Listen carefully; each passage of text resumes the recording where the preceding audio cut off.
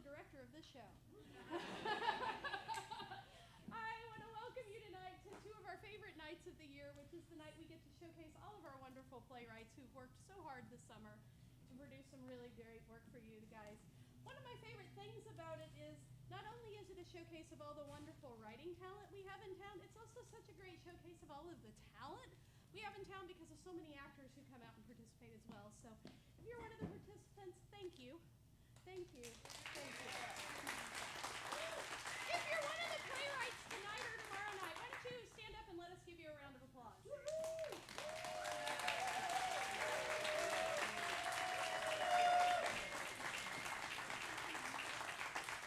Congratulations to you all. Let me be the first to congratulate you on jobs well done. I got the pleasure of watching these both Tuesday and Thursday this week, and you're in for a great treat.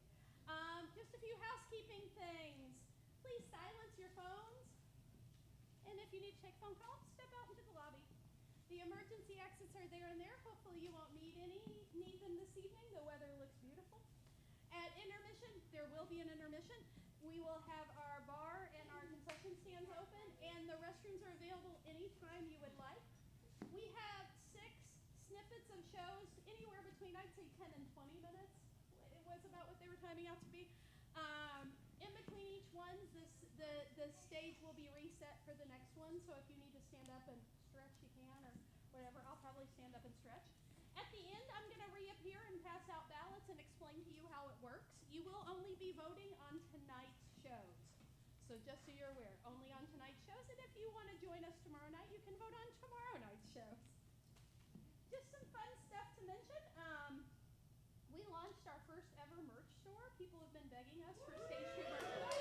We launched a merch store today, and special thanks to John D. and Kate, my board members, who got that launched for us. It's really some great stuff with some really fun specialty stuff in there. If you're a board member at STAGEtwo, stand up for me.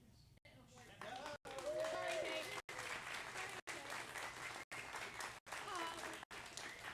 I always take a minute to talk about this in playwriting because I think it's really important. STAGEtwo was literally the second inception of a company called Stage that produced all original work in Evansville.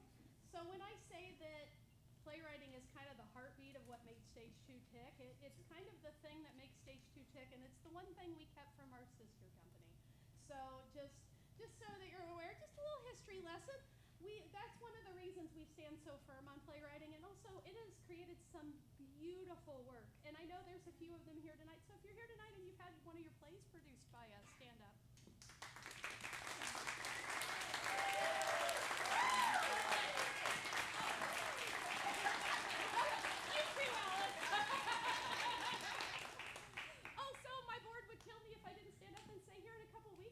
Our season. We always love to kick off our season with playwriting, so this is the launch of our season for us. We are opening with Edgar Allan Poe's Fall of the House of Usher, if you'd like to come back. It's a great show. And we have many more great shows. If you want to take a look, some of them are in your program this evening. Also, one of my favorite things we do at STAGEtwo is we partner with a local organization for each one of our shows to try to give back to the community that gives so much to us. Tonight we're partnering with Aurora. Miss Crystal is here to talk to you in intermission. She's up there, she's waving at me. She's going to talk to you a little bit about their mission. And for those of you who brought canned goods to support them, thank you so much.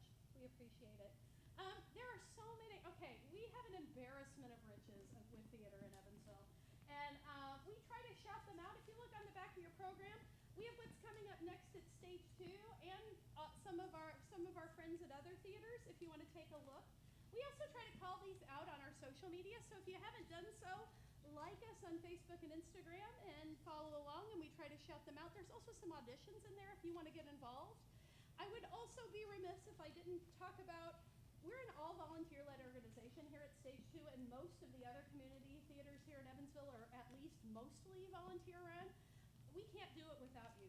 So thank you so much, and if you're interested in volunteering and not being on stage, we love that too. So please talk to one of us that are a board member. I forgot my name tag, but most of them do have wonderful name tags on, identifying them, and you could talk to us about coming and being part of us. We would love that. Lastly, none of can happen, like I said, without you, not only in terms of volunteers. We do have sponsorships and opportunities to put ads in programs still. So ask one of our board members if you want more information. We would love to give it to you, and we'd love to promote your business. Okay. So a couple notes. The program went to press without a couple things, and with one mistake. So tonight we have 6 shows. It's free labor. Free labor, you get what you pay for. The last 2 shows tonight are actually swapped. Rearview will go first, followed by Analog, just so you know those will just be flipped. I'll appear before Rearview, then you'll know what's happening, because that's the one that I directed. And the special thanks didn't get in our program, so guess what? Special thanks gets to be out loud both nights. So extra special thanks to Eyewitness News 25, to Janiclean, which is my family's company, so I always have to shout them out, who provides all of our toilet paper and our paper towels. Really important stuff. B&G Heating and Cooling, which prints all kinds of wonderful things for us. An extra special thanks, they're both here tonight, to both Scott Painter and Jeremy Soper for taking pictures. Remember when I told you to like us on Facebook and Instagram? We'll share some of their beautiful photos, so be sure to do that. I kind of talked a little bit about how tonight will work. We will have an intermission after the first 3, a 15-minute intermission. We'll come back to the second half. And then at the end, I will pass out ballots and explain how that's going to work. So with that, it is my true pleasure to introduce you to one of the most brilliant people I know. And I never don't stand up here and give her some praises. So one of my favorite people in the world, I'm going to introduce you to the genius behind our playwriting workshop, Miss Alice Shen.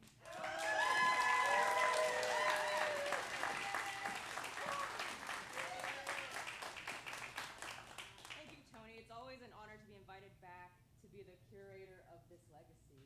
This is our 8th original works showcase. Yeah.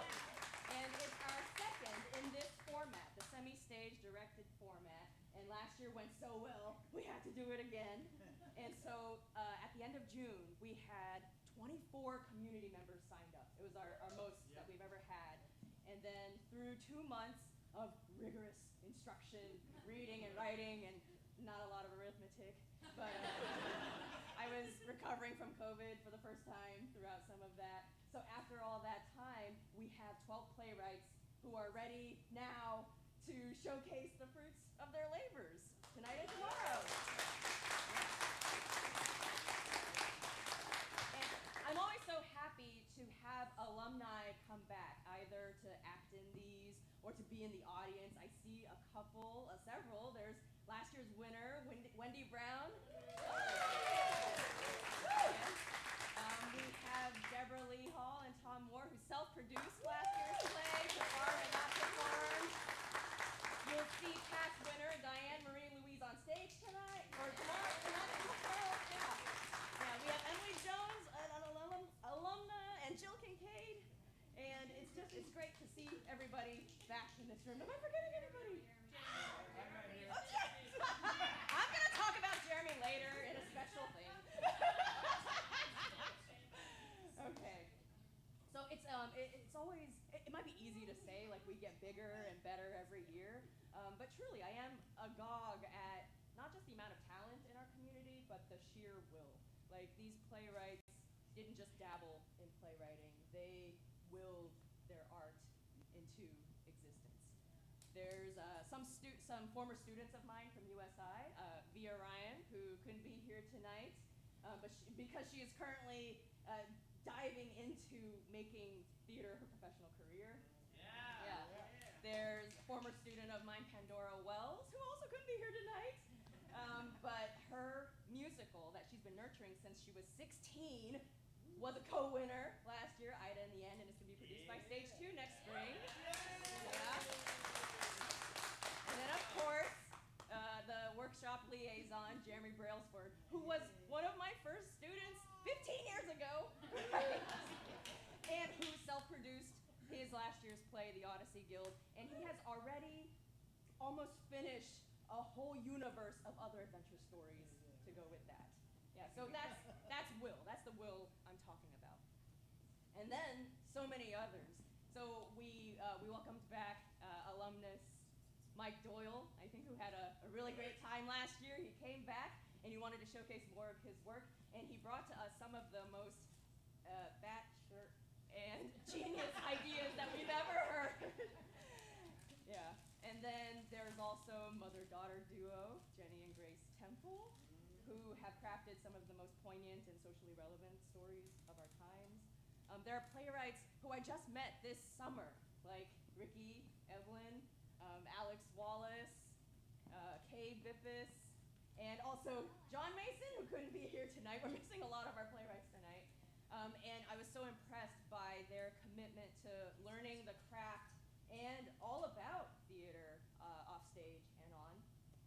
And then there were also the playwrights who kind of snuck up on me, kind of surprised me, because I've known them for like a decade, right? But as actors, as directors, as teachers, as comedians, but I never knew the powerful stories they had inside them that were just wanting to get out, like Jessie Dennis and Alex Nance. Woo! Yeah. I'll represent. He's not here tonight. Yeah, okay. Yeah. So that's Will. These playwrights have extraordinary will. They're humans with extraordinary will. As playwrights, though, they've had to let go of that will, kind of, to let us, a lot of us in this room, take that will, roll it around a little bit, make it into something new, put it on stage.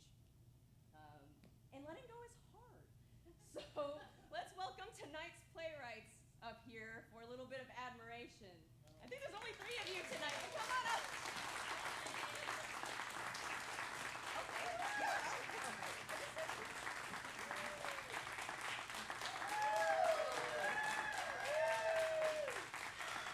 We have Jenny, we have Kaye, we have Mike, and we have Jenny. And watching on live stream might be Via and Pandora, and maybe John.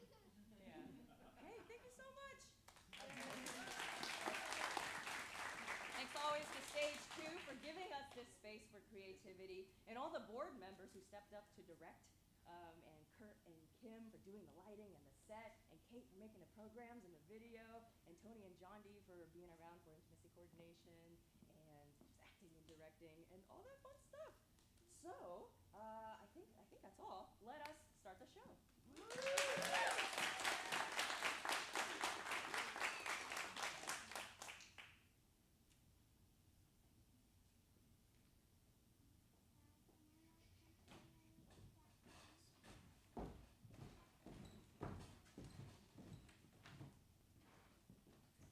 Clash the Quarter Circle, a play by John Mason. Cast of characters. Beau, mid-20s to early 30s, male. Sam, early 20s, unidentified gender, a country bumpkin. Skull Taker, late teens to early 20s. Steve, Tri-City Arcade in a major metro area. Time, early 2000s to 2010s. Act 1, Scene 1. The Tri-City Arcade. There are arcade cabinets featuring all your favorite games, as well as a section dedicated to the game called Street Rockers. There is a counter to buy snacks and drinks. Wow. By golly, this is the coolest place I ever seen. It's like the 4th of July at the county fair. Oh shit, customer. Welcome to Tri-City Arcade. The best place to game, meet new friends, and hone your skills. So, what can I do for you today? Oh, I was just taking a peek. Never been to a genuine arcade before. It was actually on my bucket list to see one in person. Oh, well, come right on in. My name's Beau. I'm just watching the counter while the owner had to step away. It's $5 for the whole day, but you can just pay when you get back. Pleased to meet you, Beau. Name's Sam, and thanks for the offer, but actually I don't have much money to spend. I'm here because Paul wanted me to get rid of my wild oats before I'm stuck on the farm for the next 60 years. End of the week and I'll be back home and... Oh, that's even then that is more reason to play. Don't worry about paying the charge. I got you. Honestly, I bet Phil would just love to have more people in this place. You do that to me, I was told all city folks are assholes. I would do it otherwise. Come on, I'll show you the greatest game of all time. You got Pac-Man? Even better. This is Pac-Man? It's called Street Brawlers, the genre-defining, legacy-creating smackdown of the game. People have been playing it for years and will probably continue to do so until their hands fall off. How often does that happen? I still need to be able to feed the pigs when I get back home. I'm sure you'll be just fine. I've been playing since I was like 14, and I've kept all my fingers so far. Just give it a try. Oh, heck, I don't want to be rude. Give me a crack at it.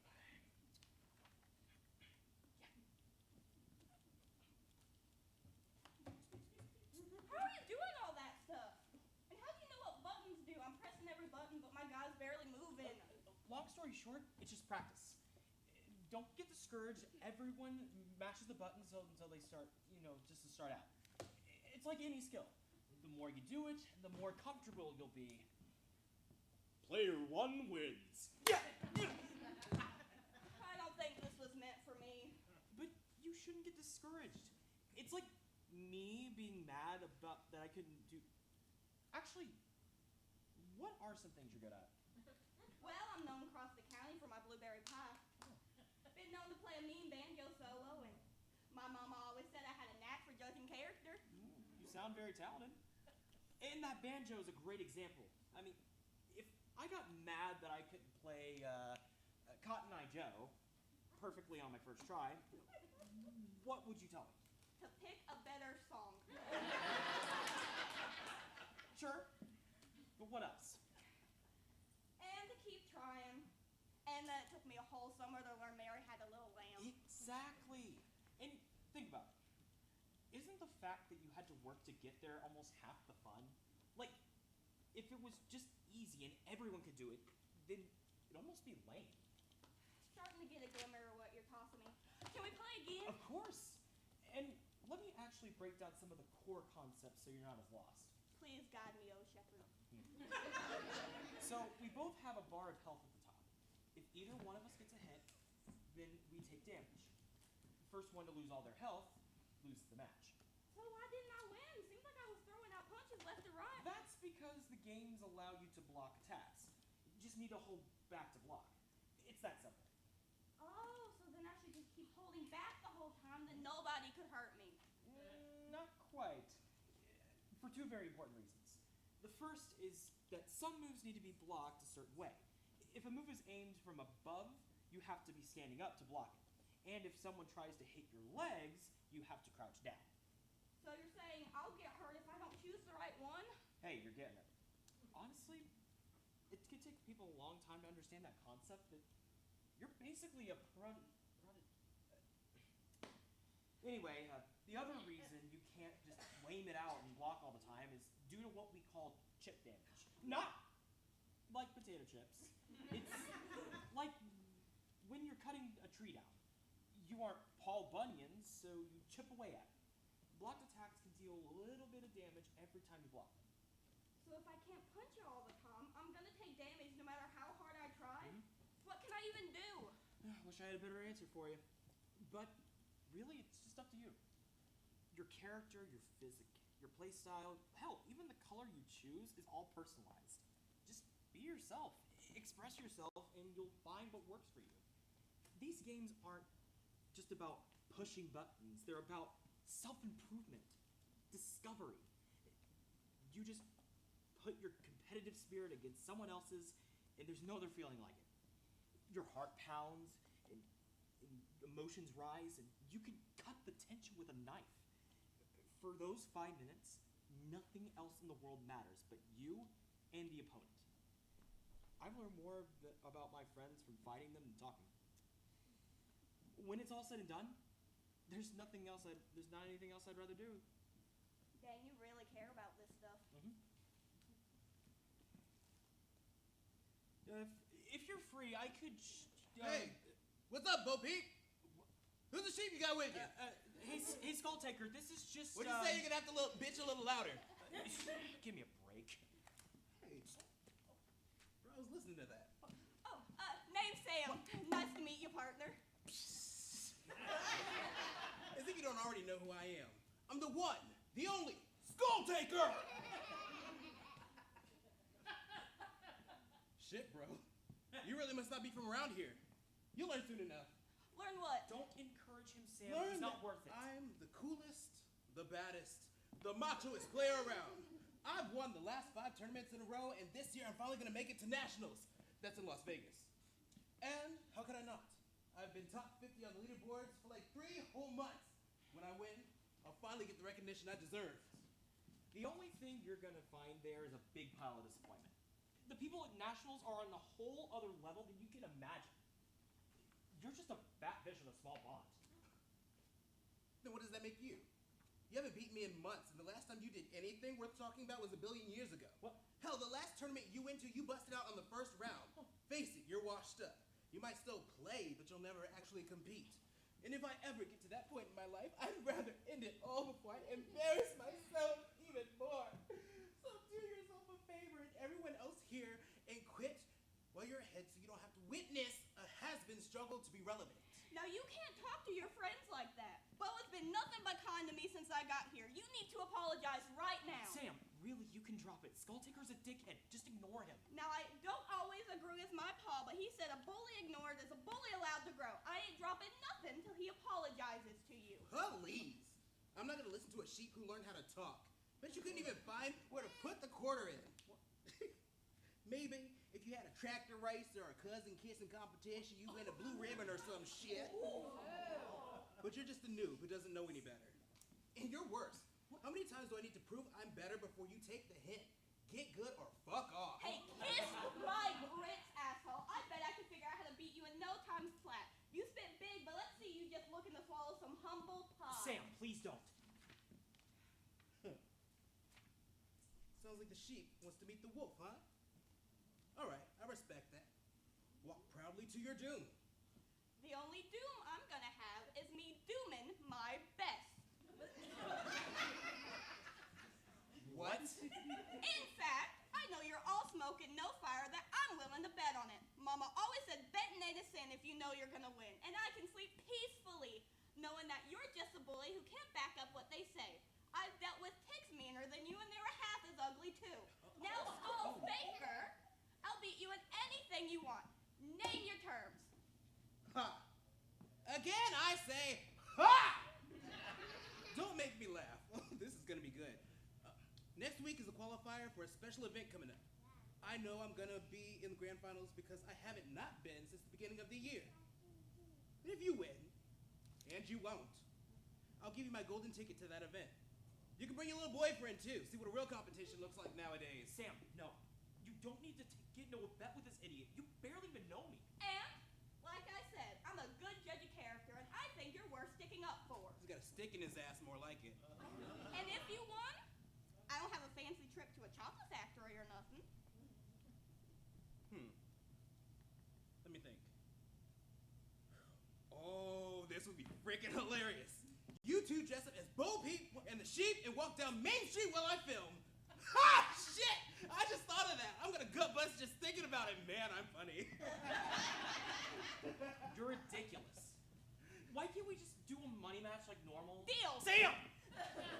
Well, you can't let this deuce nozzle push you around. And I've barely got enough cash to get a bus ticket back home. I can live with being humiliated, but not with letting this bozo get away with it.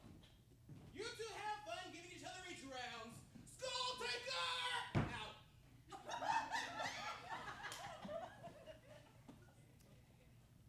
Sam? I really don't think you know what you just signed up for. Skulltaker's like the real deal. He's right. I haven't taken a tournament match off of him in forever. Wait, you let a guy named Skulltaker beat you? How could his mama even name him that? No, it's not that. People in the scene use aliases or tags. It's like a stage name. Like Superman and Clark Kent. Actually, it's not a bad example if you think about it. Wait, then is Bo your tag? Nah, I'm named after my Uncle Bo. I haven't gone by my tag in a long time. Don't think I deserved it in a while, honestly. You gotta tell me what it is. I'm like a cat with 9 lives just dying to know. I used to be called the Prodigy. Prod for short. It's really embarrassing now when I say it out loud. No, that's a great nickname. Must have meant you were real good. When I was just 15, I won the very first major in the city. the Clash at the Quarter Circle. My mom drove me out here after I begged and begged her to. I felt like I was a kindergartner fighting the Hulk. Everyone seemed so much bigger and more confident than me. But through either some stroke of luck or genius, I came out on top. And to my surprise, everybody was actually super nice. I made some of my very best friends there too. Have you ever felt like you were really gifted at something? Truly talented? Like you finally found your place? It's like climbing a mountain. All you worry about is getting to the peak and reaching the pinnacle of what's possible. Sometimes it feels easy, like you were born to do it. But once you reach the top, you see there's just another mountain. At first, a new peak excited me. I couldn't wait to see the view. But there were people just as passionate and more talented than me. I learned that my journey was just up a hill and I hadn't climbed it all. I love these games so much. I try to put my all into them, but I always fall short. Never won another big tournament like that again. Now I can't even win the local weekly tournament either. Still, always has been my dream to be back on that stage. I want to be long again. Stupid dream. That tournament hasn't been held in years, and the arcade that it was held in is closed off anyways. If it makes you feel any better, I think I have the opposite problem, actually. My place always been back home. It's all I've ever known. But everything in the city is so new and exciting. Feels like the whole wide world is in my reach. On the farm, it's the same thing every day. Day in, day out. Get the eggs, plant the seeds, milk the cows. Talk about finding the thing you're meant to do, but I hate almost everything I'm ever supposed to do. Too bad I'm only going to be here long enough to get embarrassed. You have to give me some more pointers when you're back here. I need to go find where I'm going to sleep tonight. Y'all have some really terrible spots to camp around here. Anytime I found a nice spot to settle down, there's spikes, and I can't find a bench worth sitting on to save my ass. Wait, you don't even have a hotel or anything? Like I said, I have enough to get back home, and that's about it. Dude. Oh, and my pack has some bread and peanut butter if I get a hankering. Dude, I can't let you just be homeless while you're in town. I got a couch where you can crash on. And actually, if you really wanted, I do need a new roommate. You would do that for me? Like I said, I don't have money, but if you'll have me, that'd be great. Money's no problem. I'm sure you'll find something. Besides, you'll need all the help you can get if you want to take Big Skull Taker. We can play more when we get back to the apartment. You have one of these in your home? No. It's just the console version, but still, it's more than fine to practice on. It's getting late. Want to grab Taco Bell on our way home? That's on my bucket list too, man. This game keeps getting better and better. Lead the way, Bo Peep. Don't call me that. Okay, let's go.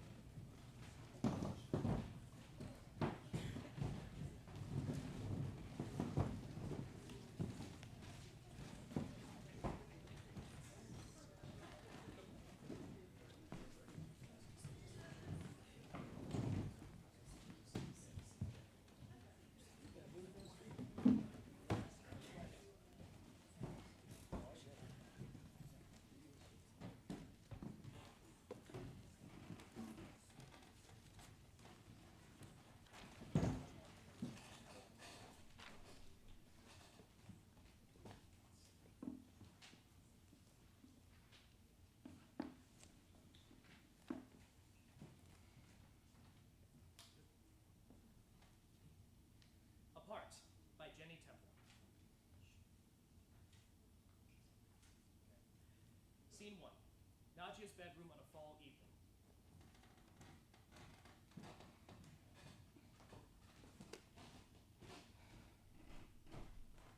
What's wrong, my little babka?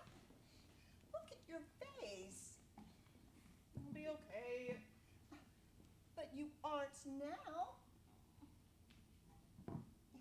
You have always been able to tell your old babka anything. Out with it. Why all these tears? It's Luke. The boy from your history class? Is that boy who was flirting with you? That's the one. But apparently I've been reading too much into him talking to me. I heard in Trig today that he's dating Chloe. My heart broke out of, and all the people, why did he have to pick her? Perfect popular Chloe? Oh, he has everything. No, she has Luke. What's that expression? There are other fish in the sea. Grandma, I hate that expression. Besides, fishing at school, high school feels like fishing in a toilet. All the guys are so immature. I was the only boy who was remotely sensible. Why are boys so frustrating? I don't know, but they definitely can be. If this boy doesn't like my beautiful granddaughter, he isn't worth all these tears. Why did I have to start liking boys? Life was so much easier when I was a little girl and boys were just gross, not cute. The right boy will come along. It is in the waiting that is hard. Why don't you try to get some rest? Things will look brighter in the morning. Will they? I don't think I can sleep. My heart hurts too much. How about I tell you a story like I used to when you were little? Yes, please. Should I tell you about how Gigi and I met? Oh, right. Men are jerks tonight. Okay, how about I tell you about our family journey to America? That was always your favorite. That sounds nice. I love you, Grandma. I love you too, little babka. Are you cozy? The night we left, the sky was alive with light and sound. It was hard to tell if it was the beginning of something or the end of something. It felt like the finale in a fireworks display, and it seemed to mark the end of our time there. We were so excited to find freedom. We ran towards it with only the clothes on our backs.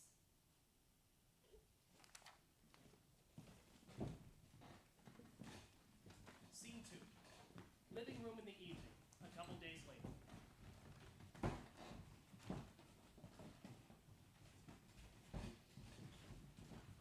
What's all this? Mom, sit down. Look at all the gifts your friends sewed over for your birthday. That was so kind of them to remember my birthday. How old are you now? Is that gray heresy? It most certainly is not. Nice to mom, Milo. It is her birthday. Don't listen to him, Mom. He's colorblind anyway. You look as young as the day we met. Now I know that isn't true, but thank you. Look what Miss Hollander said for you. Oh, well, isn't that sweet? You know, I was telling her how much I loved this chocolate a couple months ago. I can't believe she remembered. Mrs. Peterson wanted me to give you these flowers from her garden. Oh, aren't they beautiful? Oh, tell her thank you for me, Mama. If you want to see something beautiful, look at this cake Nadja and Danilo made for you.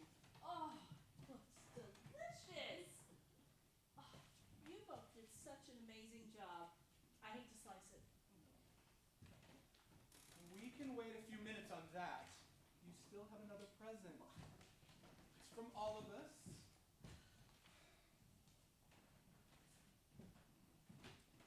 I hope you like it. I know I will love it. Oh, and you wrapped it so nicely. I can't wait to see what's inside.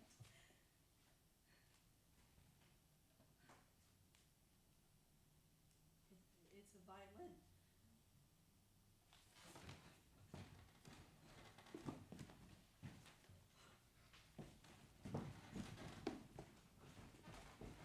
I'm so sorry, Lena. I should have known. Please forgive me, Lena. The children, they heard you talking a couple weeks ago about being an orchestra teacher all those years ago. They felt bad that you had to leave your violin behind when we left. They don't know about her, about why we left. When you mentioned being an orchestra teacher, I thought maybe you were ready to talk about it. I'm so sorry, Lena. I don't know if I'll ever truly be ready. I try so hard to forget. Truly, I haven't. I've tried so many times to leave the memories behind in the rubble and the flames like we did everything else. Oh, Audrey. Everyone. I can't breathe, Audrey. I can't. Lena, I'm here. Look at me, I'm here. You are safe. I am safe. The children are safe. Your mother is safe. Lena, keep looking at me. I am here. Breathe with me. Breathe with me.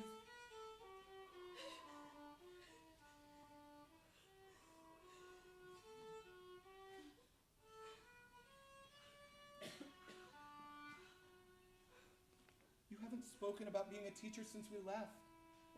It's like we made an unspoken agreement to leave the memories and all the pain in the ashes. I remember those days as a teacher. It feels like a movie suspended in time. The young teacher I was then seems like a stranger to who I am now. A character from a forgotten film.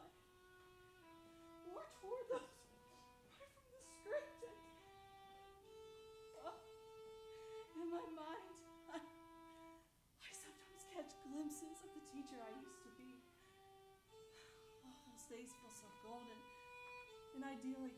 To the past 11 years since we left, I was so passionate about teaching. I loved the moment when I could see on a student's face that they finally understood what I was trying to teach them. It felt like magic. Seeing the knowledge flowing from their mind to their fingers and to their instruments. It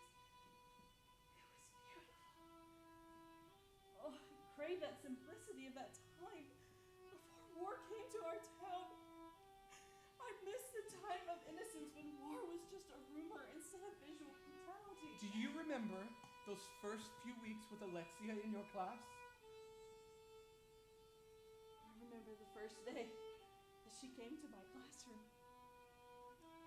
All the teachers warned me about her. They said I would quickly regret having her on my class roster, but I wanted to give her the benefit of the doubt. I hoped with a fresh start that things would be different. Maybe she would be different. I remember those first few weeks. You came home exhausted every night. Almost every story from school had a central character, Alexia. I don't know what was more exhausting. There were days she refused to remove her headphones. I ran out of ways to ask her. Nothing seemed to work. And then there were days that she didn't have her headphones.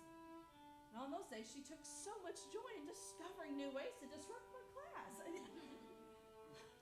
That's when I realized how truly clever she really was. You wondered how you would survive the school year. That's when I started trying some of my mom's old recipes for dinner. I wanted to do something to help. Some nights you were asleep before dinner was even ready. You were always so worn out. You were always trying to figure out new ways to get through to her. And then it finally happened. So unexpectedly. I remember the days. After talking about notes and how to read music, I finally decided to take out my violin and show the students how to play. Alexia's headphones came down, and her eyes met mine. For the first time, she was listening, engaged. She soaked up everything I taught that day. The change was incredible. I remember that day, too. You still talked about Alexia a lot, but the stories were very different from those first few weeks with her. You spent your evenings looking for new pieces to keep up with her quickly advancing skills. Oh, her talent was so natural. It was like breathing for her. Music seemed to be the language that awakened her brilliant mind, a window to her soul that she had kept hidden. Oh, she changed me so much as a teacher. She changed a lot because of you. You said that the other teachers stopped complaining. Music seemed to unlock her mind to learning other subjects too. Well, honestly, I think they threatened to not let her come to my class if she was acting foolish in theirs. See what a brilliant teacher you were? Well, it wasn't really me. It was music. Music can be so powerful and so healing. The war choked that out too. Oh, I remember that April day when Russian tanks started rolling through into Crimea. The guns and the bombs of war grew closer every day to the school, to our home. Do you remember the night we left? There's that knock on the door. Hey, what are you doing in here? Ready for cake? Yes, I'm coming.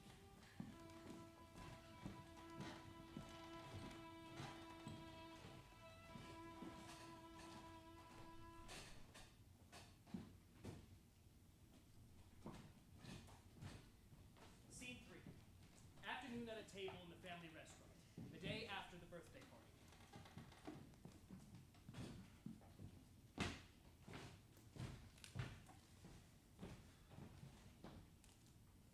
On the school suite, Bobka. I've been so exhausted from seeing Luke and Chloe together all day long. It felt like everywhere I went today, they were holding hands, looking at each other all gross and smiling.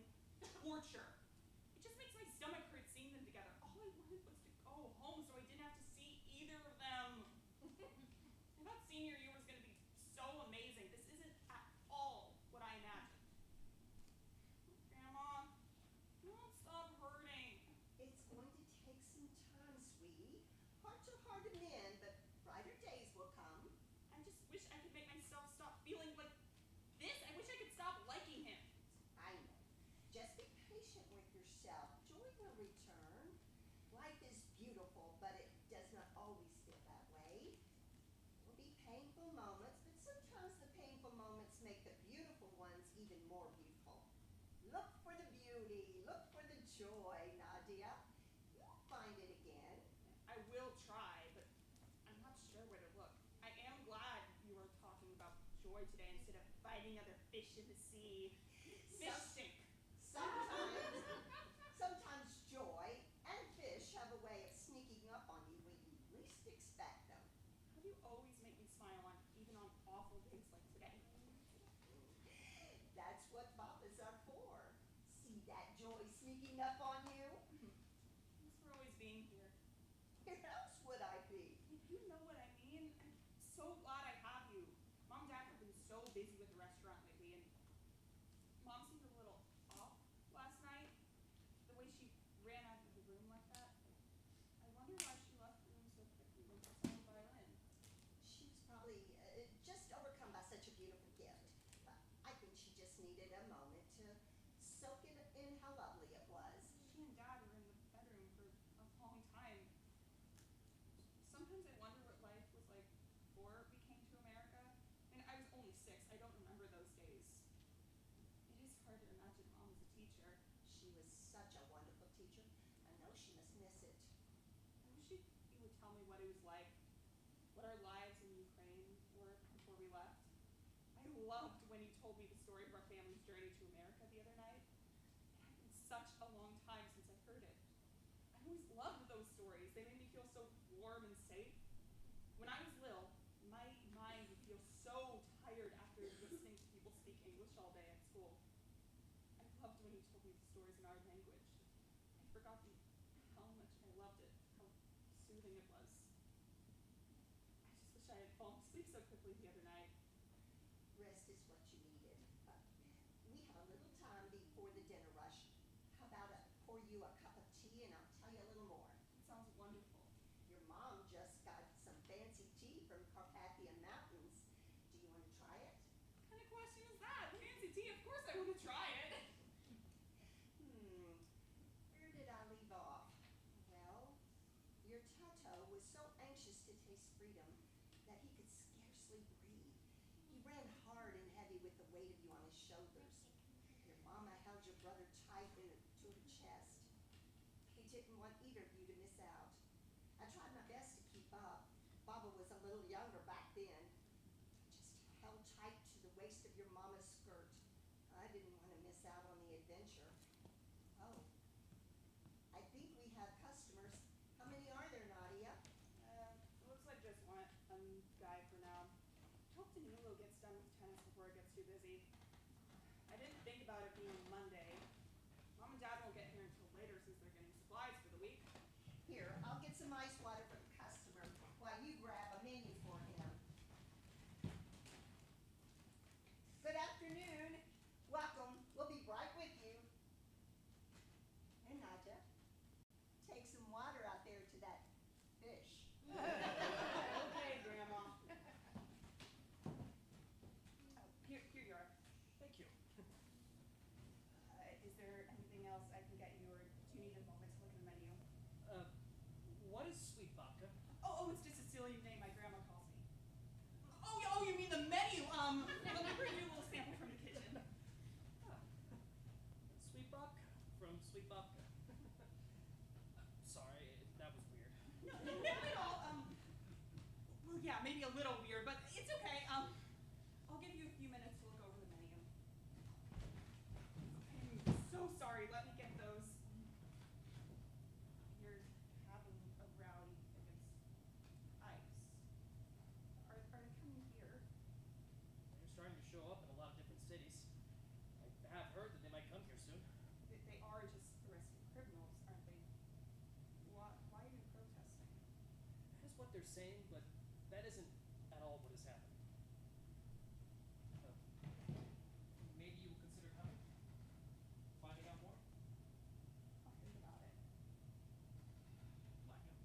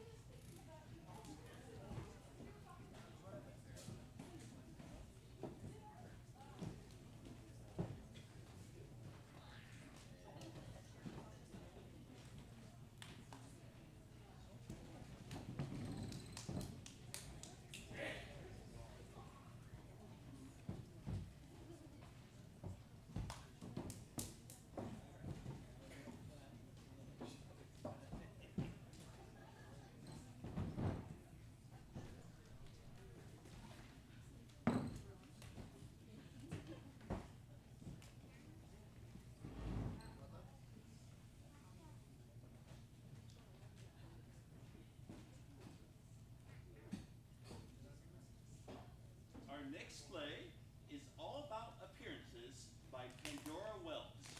The scene, a room in a castle. The time, princess time. The setting, morning, a fancy room in a fancy castle. Act rise, the maid is tidying up around the room as the princess enters.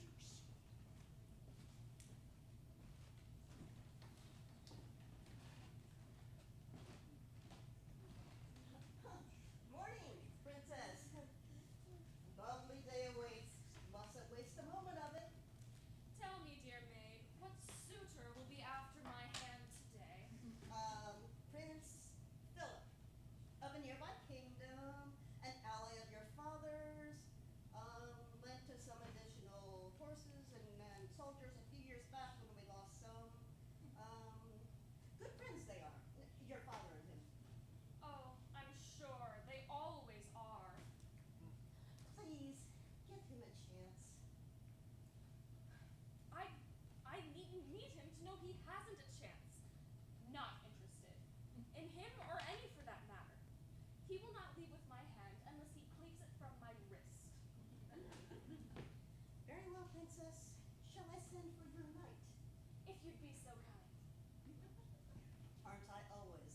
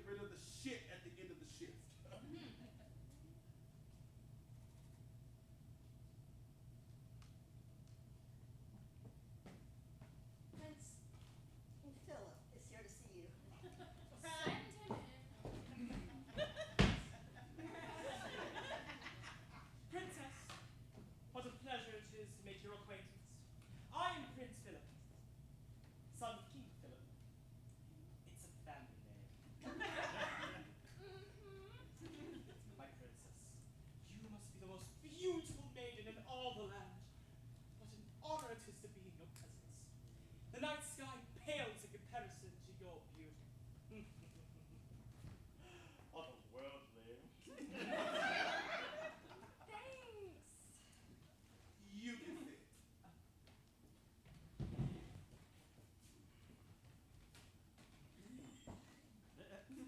I'd say your eyes are more enchanting than mysterious.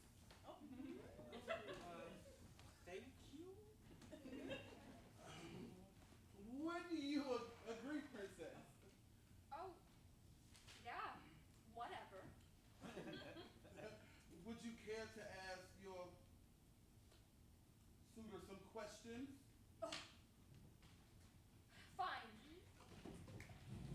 If I were to accept your proposal, what variety of flower would you bring?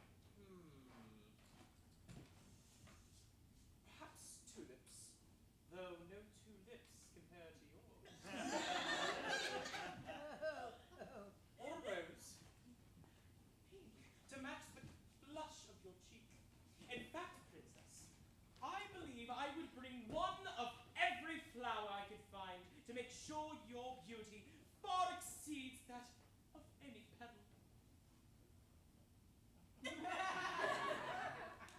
The correct answer was daisies. Everyone knows that the princess loves daisies. Sure, I'm the one who loves daisies. Well, it would take a witch to prefer shrubbery to a bouquet.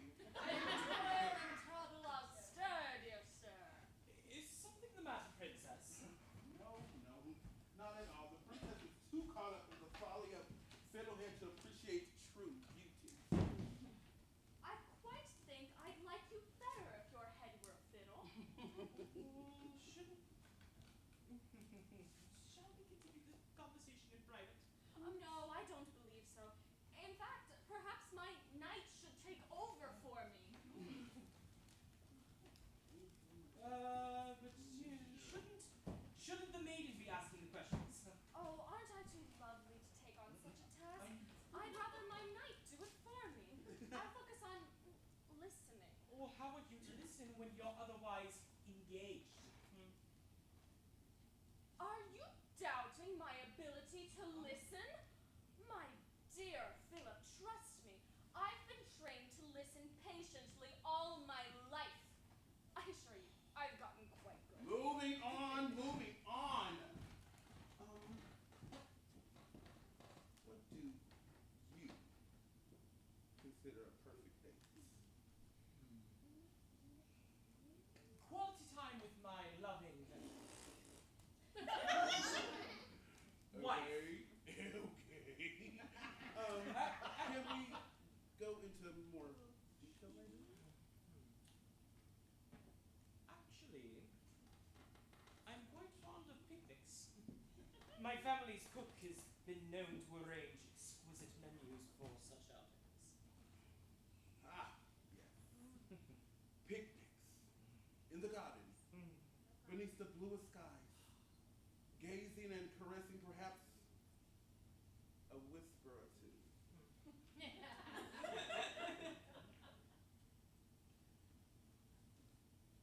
If Her Majesty so desires. Yes. Right. Her Majesty. Her Majesty. Oh, yes, whatever you said sounds positively delightful. I simply cannot wait. I am brimming with excitement. Oh, heavens, someone catch me. I think I may faint. Am I boring you? Shall I leave? I do not overestimate my importance of such occasions, but I must say, I believe myself worthy of a sliver more than piteous vain attention. Oh, don't worry. I'll tell my father you were perfectly kind. My concern is not with your father, it's with you. Obviously. Yes, well, I'm quite certain there are other people out there who would be more than happy to offer you their time, their attention, their hand. I did not expect to leave today with your hand. I expected to leave with a better understanding of who you are. But it seems like I will. No.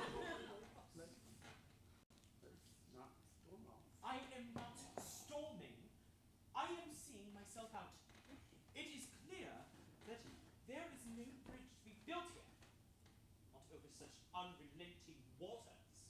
To hear talk of water from someone with their eyes on the desert and their back to the sea. Oh, my eyes are firmly set on the horizon, sir. I want little more than connection. Love, if I'm being optimistic. Though I can't say I am. I spend my days alone, desperate for a decent conversation. How I long for the gift of good company. If it is company you are after, we may have more to discuss yet.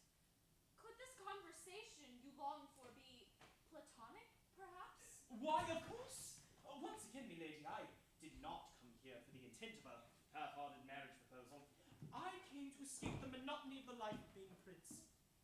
Why haven't you found a wife, Philip?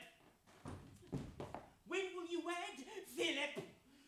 You're just like your father, Philip! We don't have to get into all of that. Philip, may I confide in you? Of course you may.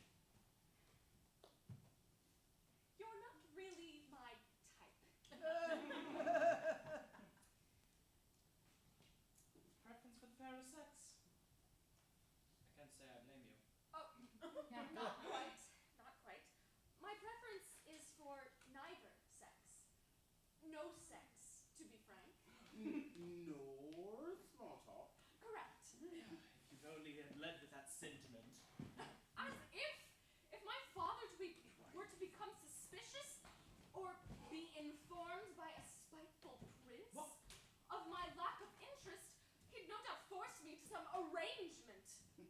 Then, that's where I come in. Small talk connoisseur, a man to explain to the king why each prince is perfectly fine, just not the right fit for a dear princess. Though I must admit she could be a bit less rough around the edges. She has snugged more than a few fine fabrics lately. Such as him, you mean? Princess, you should consider the consequences of your words before you... Oh, this makes perfect sense! Oh, silly Philip, why didn't I think of it before? And what do you mean by that? The princess isn't the only one with interest the king may not approve of, I assume. That's one way to put it, I suppose. And you, Philip. I'm a man of many interests. Does that include... Men? Or you specifically? I suppose the answer is yes regardless. Perhaps I'd have a better answer after a picnic? No matter how enthusiastically I wished I could say yes. Simply cannot risk that suspicion arising in the kingdom. That makes two of us. Fair point. My father is already displeased with me. If only there were some way to put those concerns to rest. Some way we could all let loose a bit. Let down our guards. It's too bad we can't just want for ourselves what everyone else wants for us. A husband, a wife, a life of service. It's all about appearances. Yeah, our circumstances are quite regrettable. Unfortunately so.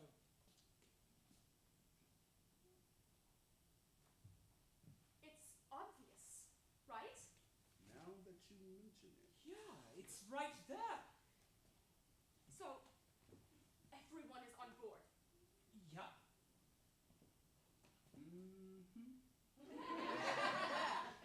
Cool. Father! He's the one! Finally!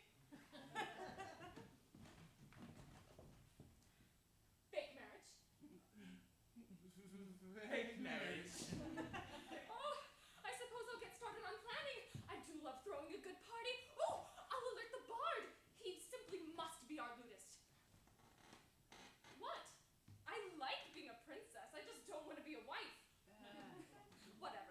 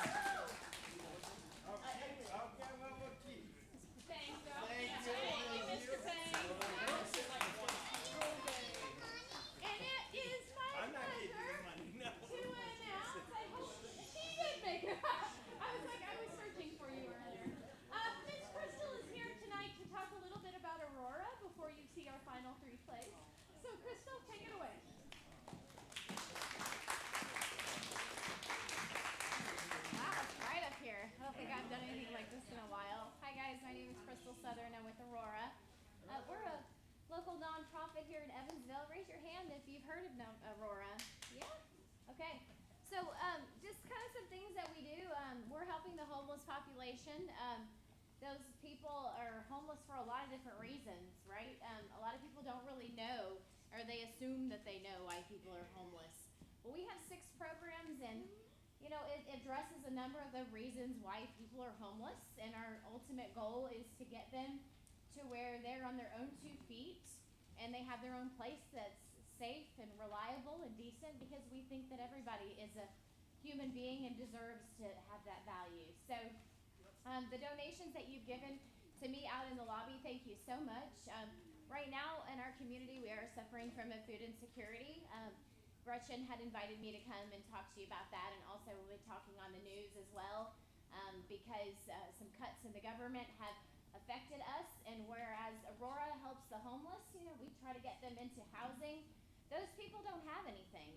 So when they get a house, they don't have money, they don't have anything to put food into their houses. While they're getting on the road of getting to being housed, they don't have food either. So they have a backpack, right? They carry around their backpack, and they're like nomads going from one place to another. So this food means a lot to us. Actually, we did a point in time count last year, just to give you some numbers. You're wondering, what's the problem of homelessness in Evansville? Is it really a problem? Should I be concerned?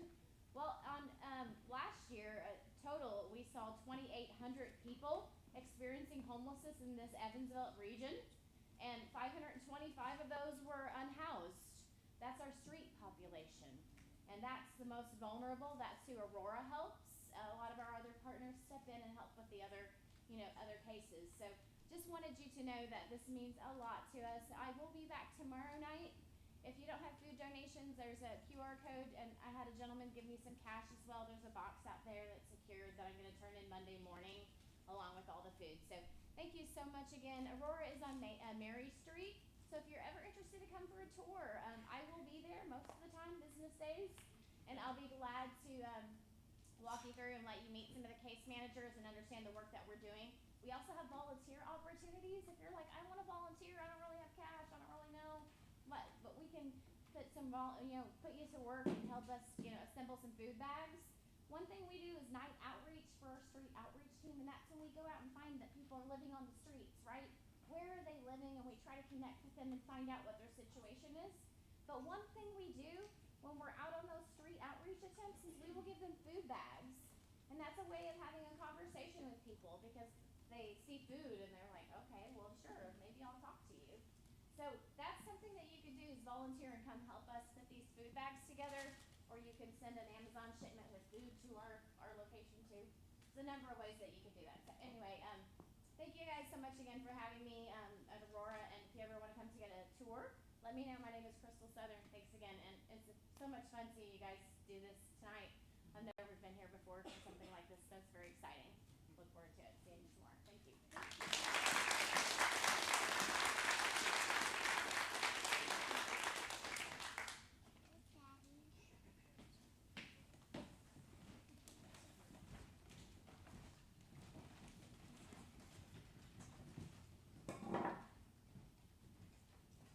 Alien Zoo, a comedy written by Kaye Bippus.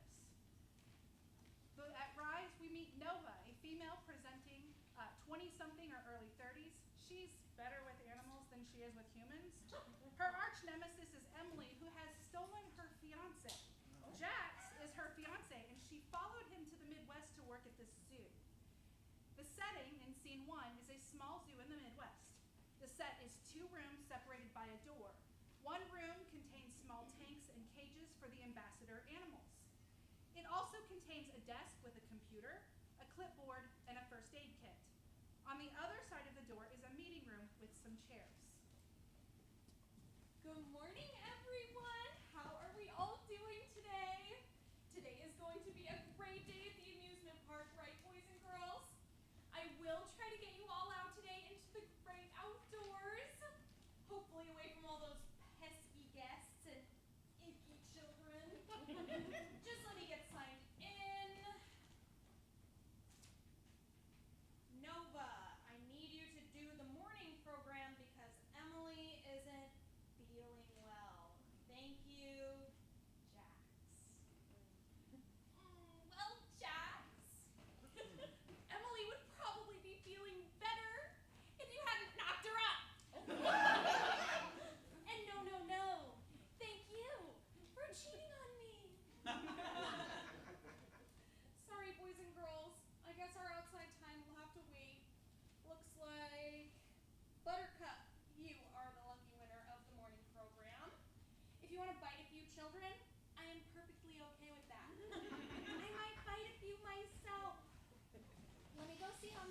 here today, and I'll be back for you.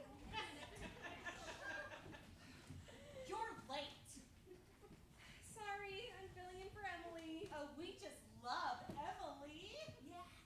Of course you do!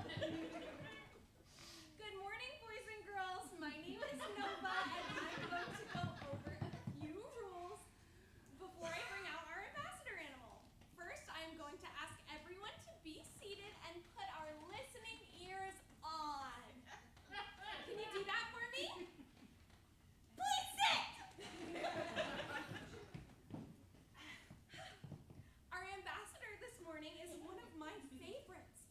Her name is Buttercup, and she is a ball python. Now, I am going to ask that you be quiet and don't make any sudden movements so you don't scare her. You won't be allowed to hold her, but you will be able to touch her at the end of the program. Now, if you stay still and are quiet, I will go get her from the next room. Please stay seated. Stay.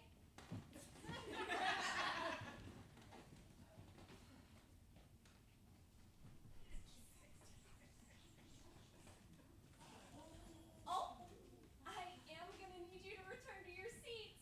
Otherwise, I will have to put her back.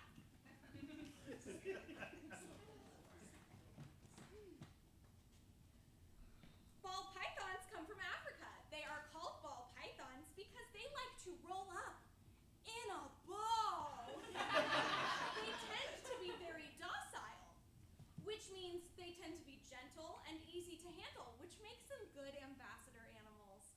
They are also known as royal pythons because they were used by royalty in Africa as live jewelry. Can you imagine wearing a live snake as a necklace to a party? Can I put her on my neck? No, me! I am not even allowed to do that. Do you know why? Because you're not a princess. Well, true. I am not a princess. But that is not the reason. They are actually pretty strong. So you wouldn't want them to wrap too tightly around your neck. Oh, can I hold her? No! Please sit back down! As I explained earlier, you will not be holding her, but you will be able to touch her very gently. Please remain seated until I tell you it is time. Now, does anyone have any questions about Buttercup? Does she bite? She is typically pretty nice, but anything with a mouth can bite. But does she have bones? Does she shoot poison out of her fang? No, she is not venomous, so a bite would probably hurt but not kill you. Does she have bones? Yes, snakes have bones. They actually... bones? No! What do dead penguins look like?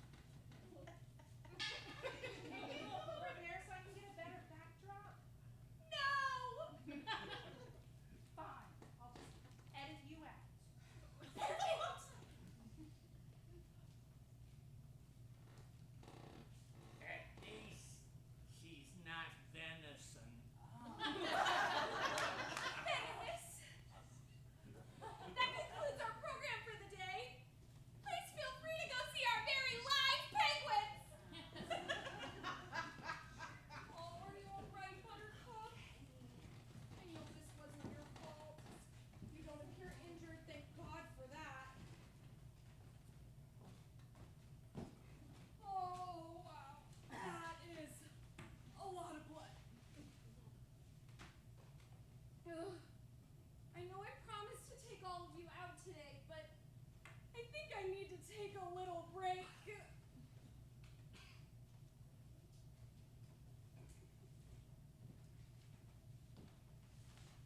There is a rumble, and then things are shaking, and lights are flickering.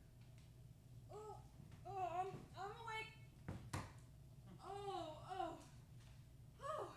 It's all right, everyone. It is just an earthquake. We are gonna be fine. The rumbling and shaking starts to die down, and the lights are back on. See? Nothing to worry about. The rumbling and shaking and flickering lights start again.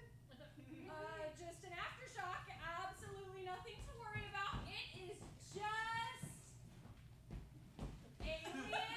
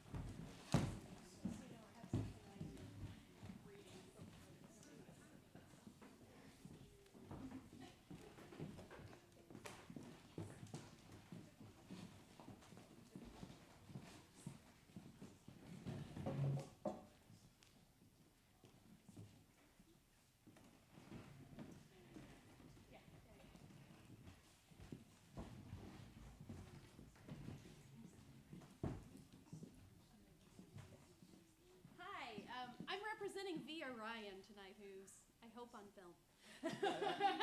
She asked me to read this before her short play. September is Suicide Prevention Awareness Month, which is extremely relevant to the contents of this play. We wanted to focus not only on suicide prevention resources, but specifically for those with teens. The JED Foundation is a nonprofit that protects the emotional health and prevents suicide for our nation's teens and young adults, giving them the skills and support they need to thrive today and tomorrow. According to the JED, suicide is the second leading cause of death for teens and young adults. For anyone in crisis, regardless of age, help is available 24/7 by calling or texting 988. This will connect you to a caring counselor for support. For those impacted by suicide, you are loved. Rearview by Via Ryan. Cast of characters. Trisha, 24 to 26 years old, female, any race or ethnicity. However, Caroline and Trisha must be similar enough that they can be identified as siblings. Caroline's older sister. Sarcastic, a dancer. Dropped out of her last year of university and is currently attending Dr. Ash's therapist office as a last resort. Wants to find a way to reconnect with her sister, mainly through her memories of teaching her sister how to drive. Caroline, 15 to 18 years old, female, any race or ethnicity, see above note. Trisha's younger sister. Deadpan, also a dancer. When she appears, she's stuck in the time of whatever memory Trisha conjures. She is a troubled teen and has severe depression. She's problematic, but she is still just a child. Dr. Ash, 28 to 35 years old, male, any race or ethnicity. Trisha's therapist, developed a new form of hypnotherapy that allows patients to go so deep into their subconscious that they can relive memories from their past. Content warning: suicide, self-harm, grief, and discussion of these topics. Act 1. Scene 1. The first session. Setting: a small town in Ohio. At rise. Two girls sit in a car sitting idle in a garage. The younger one sits in the driver's seat. The older sits in the passenger seat, a serious look on her face. The youngest is bored and would rather be anywhere else. Mirrors? Mirrors. Okay, the rear view one. Yes, the rear view one. I don't have to be here, you know. You can always walk to school. If you start now, you can get there 2 hours late. I'm sure your school will be thrilled you're late. Again. We don't do anything in first period anyway. Oh, you mean your English class? Exactly. Hey, how do you know what my first period is? Stalker. Yeah. I actually watched you every day last week with binoculars. I hid in the bushes. You didn't notice? I asked Mom, you dingus. Now you ready to focus again? You're gonna make me late too at the rate we're going. You don't have a class till 12 today. It's not even 9 in the morning. Yeah, I'm leaving extra room in my schedule in case I have to strangle you and bury your body on my... Caroline slaps her arm lightly, sisterly. And how'd you know what time my class starts? I checked your calendar when you had it sitting on the counter this morning. Who's the stalker now? Caroline attempts to slap her arm again, but Trisha grabs her by the wrist. She makes a pained sound, so she releases quickly. Hit me again and lose it. Did you hurt yourself or something? Looks like a nasty scratch. Pulling her long sleeve down to cover her bare wrist. I fell on the track in gym the other day. It's fine. Okay. Sure. And in case you forgot, although you seem to know everything, my campus is an hour away and I anticipate this taking a while. Can you stop dogging on me? We haven't even started the car yet. Do you even know how to start the car? Trisha! Because I'm starting to question letting you attempt this without at least a helmet. Maybe some extra bumpers. You did murder 3 trash cans last night, spin around the neighborhood. First of all, it was 2 trash cans, and I didn't murder them. I just tipped them a little. What? Look at that stupid look on your face. I just haven't seen you smile in a while. It's nice. God, you sound like Mom. When she's hammered. Yeah, I know. Seatbelt? Yes. My keys? She pulls them out of the cup holder. It's a small key fob with 7 dangling various keychains. Do you think you have enough keychains? shit in a shit stack. You mean needle in a haystack? Nope. Here. Plucks a brightly colored keychain off the fob. That way, when you get your own keys and your own car, you can start your own collection. I think I'll stick with the one, thanks. She puts it in her bag anyway, with a deep breath, and sticks the key in the ignition and turns it. Okay, let's do this. Hey, dingus. Might want to open the garage before you make us take a permanent nap in Mom and Dad's garage. Shit. She hits the button to open the garage. I'm sorry. It's fine. Really. I probably should have checked that one off first anyway. Caroline begins to shift the car into reverse. Think you're forgetting something? She taps the car radio in front of her. You're letting me pick the music? Really? Well, kind of. She pulls a CD case from out of the glove box. Oh, my CD. Caroline's mix, my favorite. She slides the CD into the player, and sweet Caroline begins to softly play. No way you still had that just sitting in there. I know it's your favorite. That's why I always keep it in the glove box. Of course I kept it. Took me forever to burn that thing. You think you're ready? I'm ready. Well, let's get started. The two girls step out from their positions in the car, and they dance.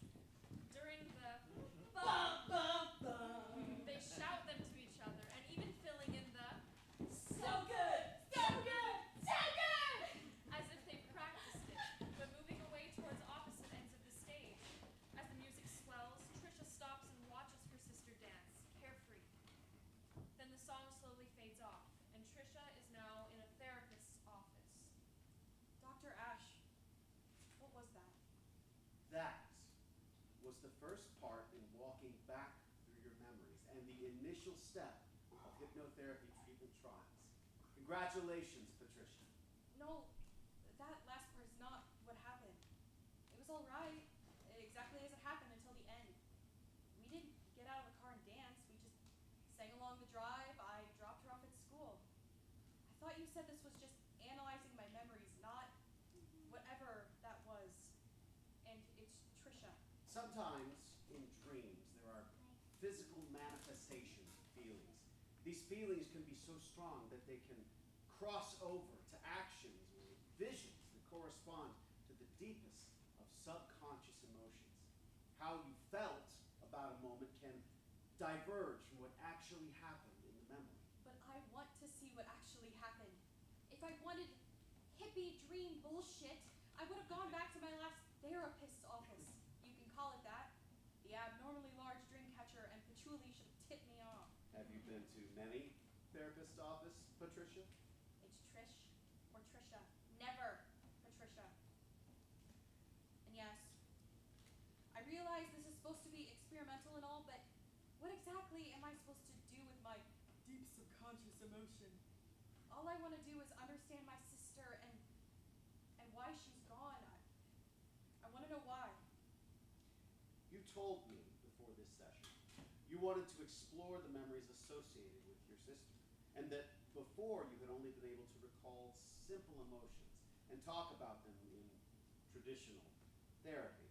With this trial, you'll be able to go further into your mind and tease out your subconscious. However, as I said before, this is an experimental form of therapy. What we aim to accomplish is, in lack of better terms, fishing out the memories one at a time that we can use to explore during our sessions. Another form of space retrieval in cognitive therapy. So, how many sessions is this going to take? It's been over a year,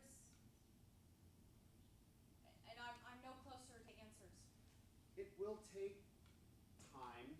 Space retrieval requires us to go one memory at a time and spend the remainder of the session in discussion. Listen, I understand this process is daunting, but do you feel how close you were to her again? Perhaps not emotionally, not yet, but physically, that is progress. And I think even just a little progress is what you need on your grief journey.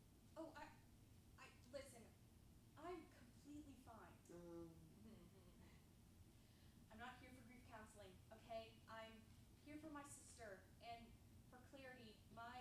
emotions and I are just fine. Okay, listen, if you're not gonna help me, then I'll just go. Trisha, what we are trying to do is help. I developed this method to help people just like you find a way to truly unlock a direct passage to the mind, sift through the problems, and heal it. You created this trial. Yes. So, there is no one better to take you on this journey, but I'm going to first require a bit of trust, and for you to fully commit yourself. That is the only path to results. Okay. I'm in. Then let's get started. Lights fade to blackout. End of scene 1. Scene 5. Setting, the same garage as scene 1. At Rise, Caroline sits alone in the dim garage for a while. It should feel uncomfortable. The audience isn't aware that the garage door is closed until the sound of it opening occurs. The sound of the car running should be audible, but not enough to distract from dialogue or to reasonably alert Trisha. Trisha enters from the inside the house into the garage, and Caroline should remain frozen until Trisha flips the lights on. God, it smells in here. Dingus! As she flicks the overhead light on, Caroline quickly turns off the car before Trisha can approach. The sisters make eye contact.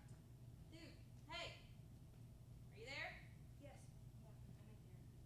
Knock, knock. Can I come in? Hey, what's the matter? I didn't want to have to bring this up, but this is kind of my piece of shit Subaru ding-a-ling. Could you just scoot and let me in? Caroline relents, climbing over the center console to get into the passenger seat to let Trisha into the driver's seat. After getting in, the sisters sit in silence for a moment. Trisha turns. Listen, you don't have to divulge anything to me unless you want to, because if you want to, then you can. You know, you can always talk to me. Jesus, you're really bad at this. Yeah, I know. You don't have to point it out, though. I'm trying. Yeah. You are. I don't want to cry. You've just been so. Gestures to all of Caroline and makes some sad clown gestures. I was perfectly fine out here by myself before you came out here. Why don't you go back inside and bother someone else?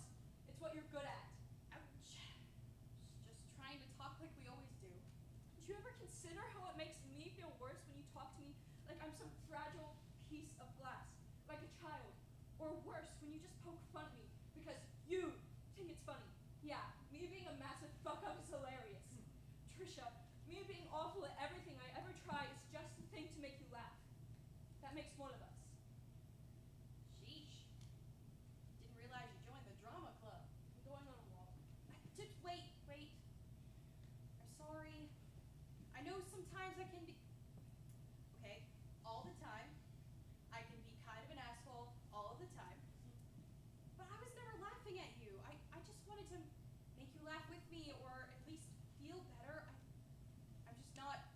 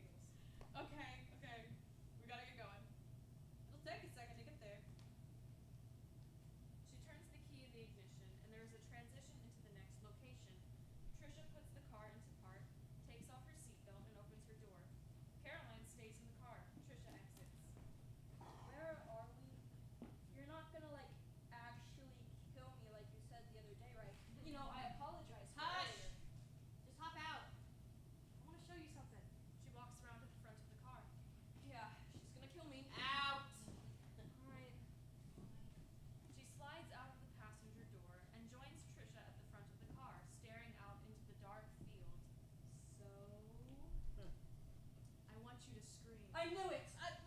Not like that. Jesus effing Christ. I just mean, like, scream it out. Scream out your feelings. Oh, let it all out. Oh, I don't want to, like, do that. Before she can finish, Trisha begins to chase her around the car, screaming at the top of her lungs. Caroline begins to scream too, startled. They continue this until they eventually chase each other into the field. A flurry of fireflies ascending from all directions, having been stirred by the commotion. Trisha stops. Hey, look. This is what I wanted to show you. Fireflies? No. Yes. Screaming it out may seem ridiculous, but it's a release. And see what happened when we released? Caroline looks around in awe, sitting in the grass. Trisha joins her, putting an arm around her. I know what you're going through. Something. You won't tell me what it is, and that's okay, but maybe this can help you deal with it. A healthy release. She gestures to Caroline's arm, but Caroline is not looking there. She's looking outward, but turns at the last minute, thinking she's talking about the garage. And I think you could use something like that. You know? Yeah. Yeah, I know. And you're not mad? God, no. Why would I be mad at you? No, I just want you to find a way to be kinder to yourself is all. I love you, okay? I can't stand to see you do this to yourself, especially since I'm sitting right here. Trish.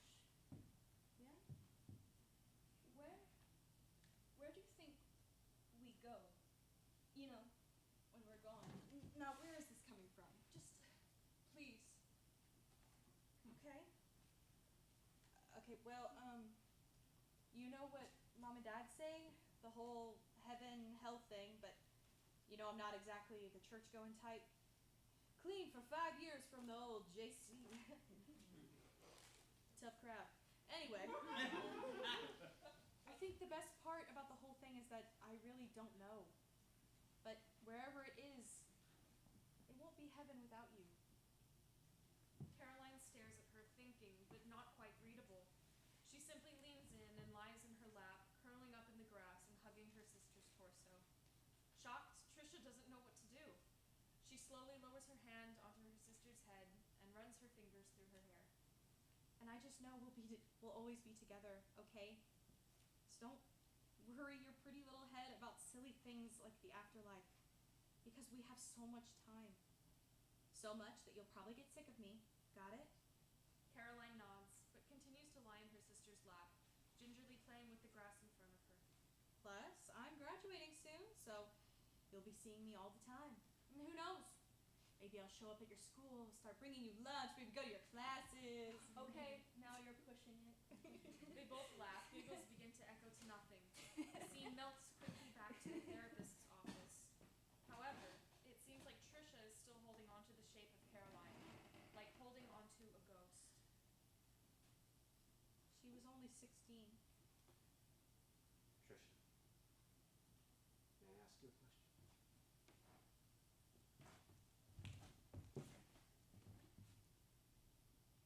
What was her name? In this moment, Trisha realizes that in weeks of this therapy, she had never once mentioned Caroline's name, nor has she mentioned it at all in the play so far. Caroline. Her name was Caroline. Ah, the song from our first session. Sweet Caroline. Yes. When she was pregnant with her, Mom said she heard that song on the radio and told me at that very moment she knew. Our mom would play it all the time growing up. When Caroline got old enough, we came up with this big choreographed number, and we would make Mom and Dad sit and watch us in the living room, just me and her twirling around.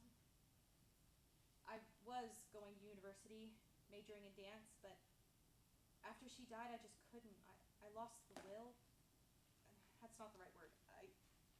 The spark, I think. I lost the spark she gave me to do what I loved, so I dropped out the last semester of my senior year.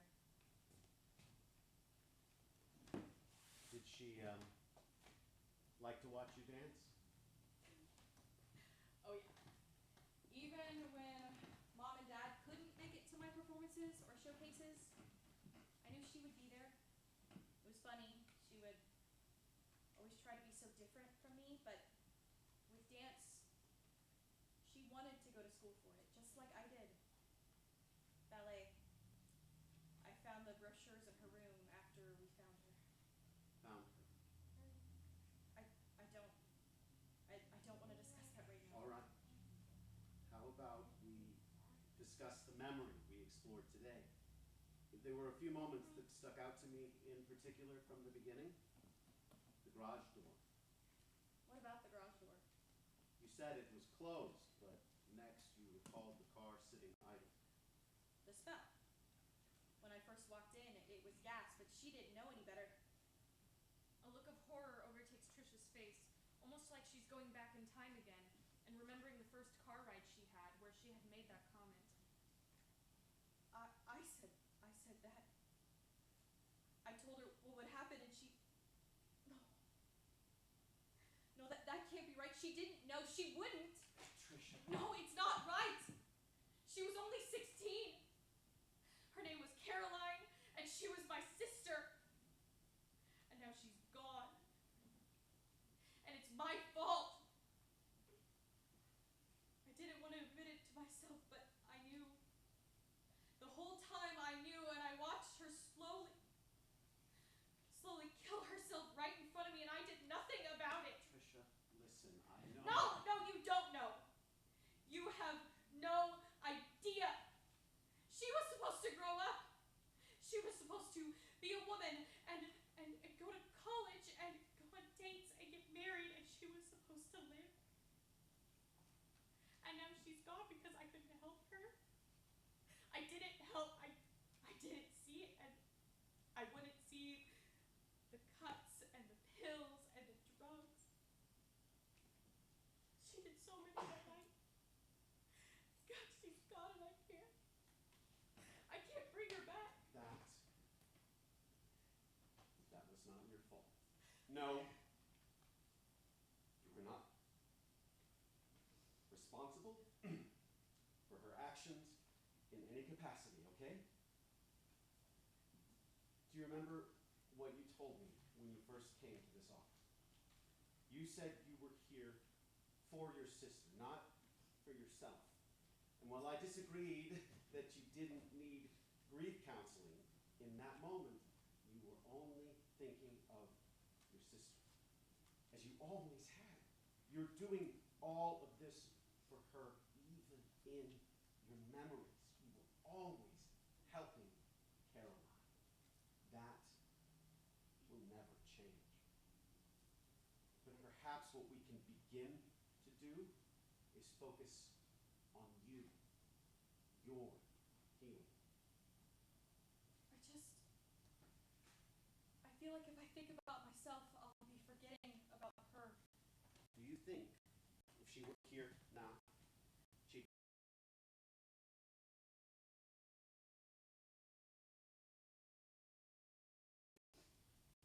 No.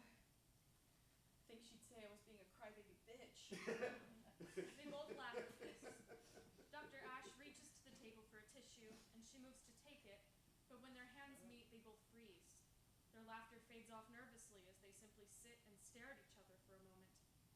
Trisha leans into him, but suddenly moves away, quickly, spooked by the ending almost kiss. No, this is not what you're here for, Trisha. Trisha, wait. I don't need whatever mess this is right now, okay? I'm gonna find someone else, so don't worry about me anymore. Just take me off whatever lists you have, or trial, or whatever. I apologize. Just let Save me... it for your next charity case, Ash. She storms out of the office, slamming the door so hard it knocks a frame off the wall. Dr. Ash shakily rises and picks up the large frame. Pictured is a younger Dr. Ash and an even younger boy. They look similar. He places the now broken frame on the seat that Trisha just left and sits alone in the other chair. Lights fade to blackout. End of scene 5.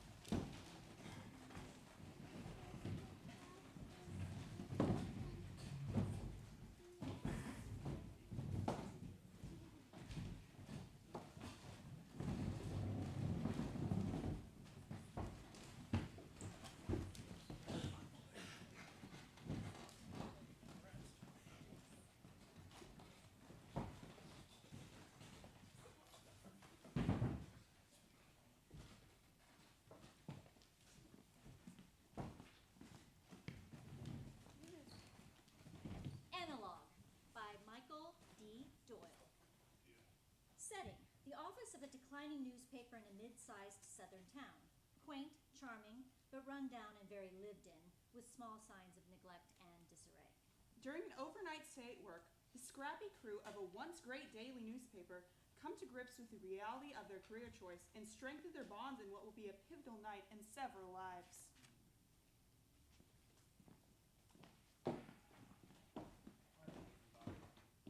Hey, looky there. Discontent showing again. You know that thing I did last week? The ride-along with the people from the homeless shelter? When they revived that one guy in the street? Yeah, whatever happened with that? 39 page views is what happened with that. God, shit, man, that's terrible. Are you two seriously worried about the internet again? There's no future in journalism on the internet. If I had a nickel for every half-witted, poorly conceived corporate strategy that came down the pike to gain some supposed internet audience, I'd have a shitload of nickels. Man's life was literally saved because somebody had a narcan and gave a shit. It was unbelievable. And I just so happened to be there. It's the best story I've ever written, and nobody read it. People need to know about all the heroic things that other regular people do every single day. Maybe that would inspire them to do the same.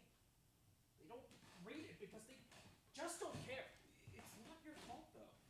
What more could you get done? You can't have the weight of the entire world on your shoulders every day. It's not healthy. You did a great job on that piece. You should be proud of it. Even if 39 people saw it, that's 39 people that learned a brand new thing. Sure, great job. But for what? What good did it do? Nobody cares. If I write a story about the downtown McDonald's now serving strawberry ice cream, we'll get 10,000 views. Something actually important, though? Nothing. At least 10 of those 39 clicks were probably my mother. We all have these frustrations. Don't let it get you down. How can I not? It's not real strawberry. It's not even real ice cream. We could send out story after story about random viral nonsense and probably do amazing. How's that having a positive effect on the world? Can't believe I spent all that money going to journalism school for this. Hey, look at it this way. Maybe there's a reason why you're in that band that night. Maybe there's a reason that you're right here, right now. Maybe life is bigger than all of us. And all the things we do have ripples through time and we can't perceive in this limited moment.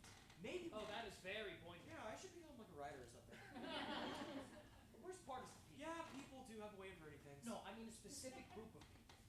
The other day somebody called yelling because the weather report on the back page said record high temps. And he screamed at me for 10 minutes about pushing all that climate change bullshit. Then, not long after that, somebody else yelled at me because there aren't any new Peanuts cartoons anymore. The man fucking died. I can't do anything about that. Hey, you know what your problem is, Holmes? You answer the phone too often. Oh, and the other day, somebody called and yelled at me about the Saints game being on Channel 14 instead of the Cowboys. I told him this was not the TV station, and he said he knew that. Yeah. Nobody at the TV station would take his calls. Yeah, that's always the case on the phone answering thing. Look around here. We work at a shitty small town newspaper for trash pay. Most of our readers hate us because some politician told them to. And after this is done, we're all going to go home and probably not have lights or air conditioning or running water for a week. Man, you have to calm down. I'm sorry, it's hard to explain why. Everything just seems so messed up lately. Everything I do either blows up in my face or nobody gives a crap. And I'm just I don't know, man, I'm tired. I need something good to happen. Well, I know something good that could be happening to you if you just take a breather from all your existential dread. She's got red hair and sits over there. Listen, man, this whole Dawson and Joey will they, won't they situation, I can't sit around watching this. I mean, I fucking cherish your friendship and all that, but I got 2 months left here, and I demand satisfaction. You two either need to shit or get off the pot. Very eloquent. I don't know how I'm supposed to feel. My head tells me, don't saddle this poor girl with all your issues, and then she comes over here smelling like cocoa butter or something, and all bets are off. It's like I lose all sense of reason. I become becomes some drooling moron. It's so undignified. She might as well just club me over the head and drag me back to her cave for all the power I have in this situation. It'd be easier. So you're the one who's backed off. You're such a blockhead, Charlie Brown. Everybody has issues. You don't think she has issues? I bet there's probably a dozen things that about her that will drive you crazy 10 years from now. She's probably like a terrible housekeeper or something. What? I don't care if she's a terrible That's not the housekeeper. point! The point is, everybody's screwed up. That's all I'm saying is to stop putting her on a pedestal as if you're not worthy of her. You're worthy. You're fucking worthy. Okay? Sometimes I just want to beat the snot out of you. Now you're the one who's frustrated. Yeah, I'm frustrated because I actually care about you, dickhead. Yeah, I know. It didn't feel right then. It's like I'm waiting to level up or something, and it just hasn't happened. Stop waiting and just get on with it already. You keep waiting and she'll be gone and you'll never see her again. And 10 years from now, you'll see her on Facebook and she'll be still gorgeous and classy and accomplished. And you'll be sitting on your recliner alone with your big toe sticking through a hole through your sock, wondering when it's going to be okay to finally start living your life. I know. You're right. I just... It has to be the right moment. No, you make it the right moment. Because you're the man. You deserve it.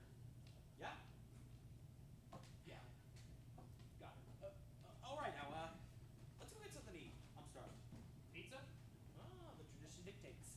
I already paid for it and everything. We have to go pick it up though. You drive? Yeah. Hey, man. Thanks a lot. Hey, company car paid for it. Oh, I mean... Thanks for the reality check. That's what I'm here for. But if you screw around and let her go again, I swear to God, I will push you in front of the bus. Now come on, let's go. Okay. Hang on. I need to get my keys. Oh. Well, what's wrong? I found this and I've been debating whether or not to show it to you. Oh hey, I forgot my budget cuts. Shit. Can't help but notice. You haven't opened it. No. We are not doing that. I mean, I want to know, but we weren't intended to see this, and does it mean what I'm afraid it means? Shit, probably. I don't know what else they can cut.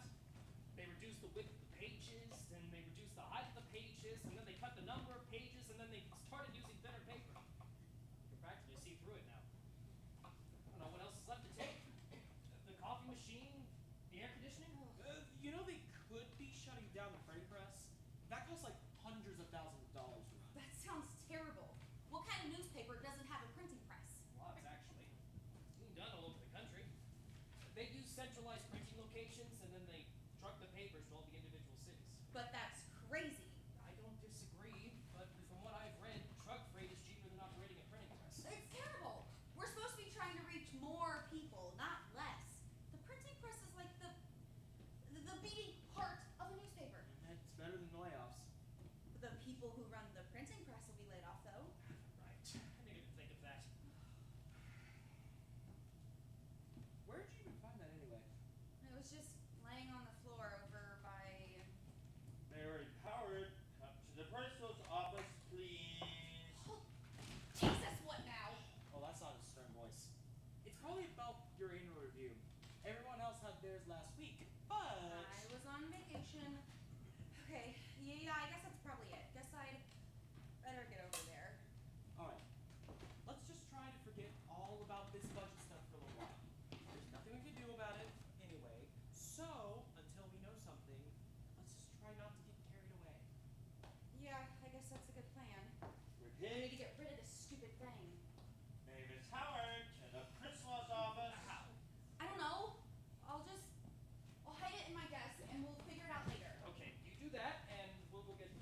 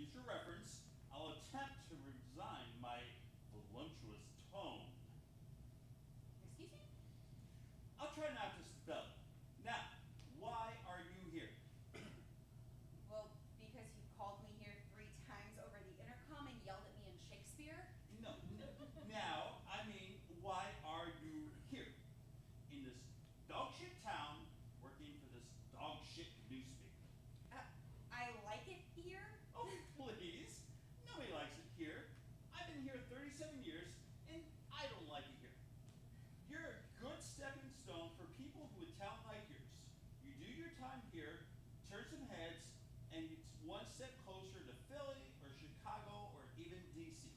Well, I have to be honest, that was one of my main reasons for coming here. Then why are you still here for more than 2 years? Is it about a boy? Oh, wait a second. It is about a boy. Oh, you should know better.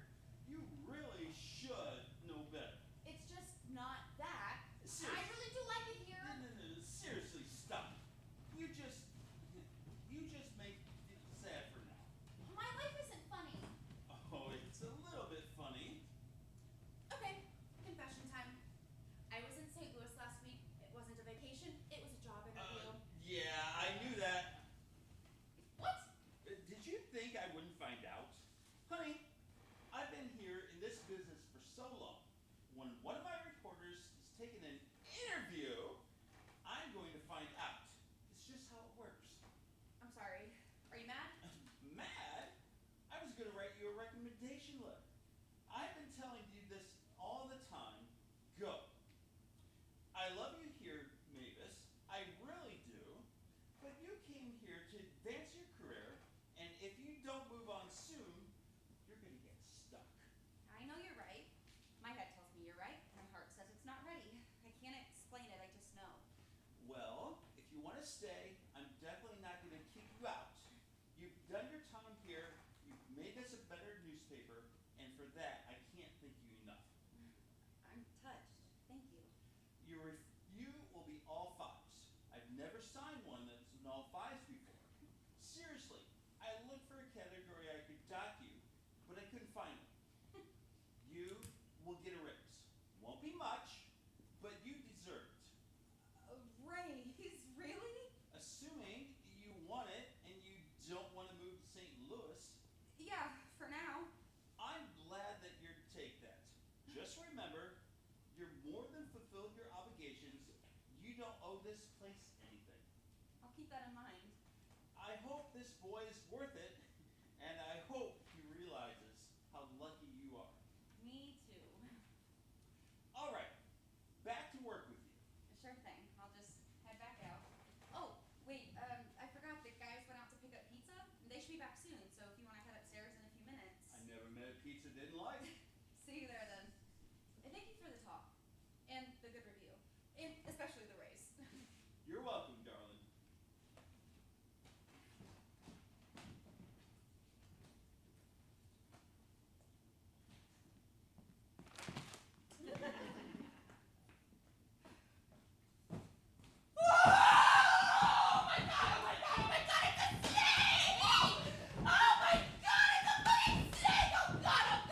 Somebody get this motherfucking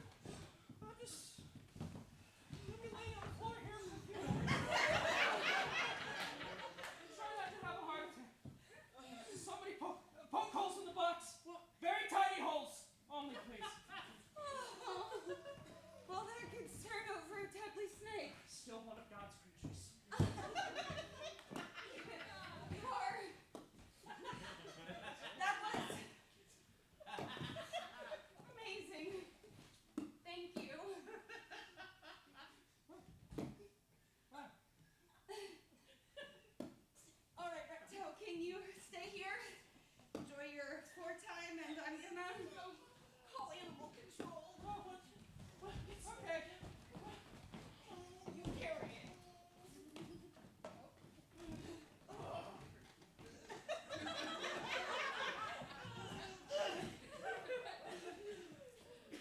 Yeah. Okay. Totally worth it. End of scene.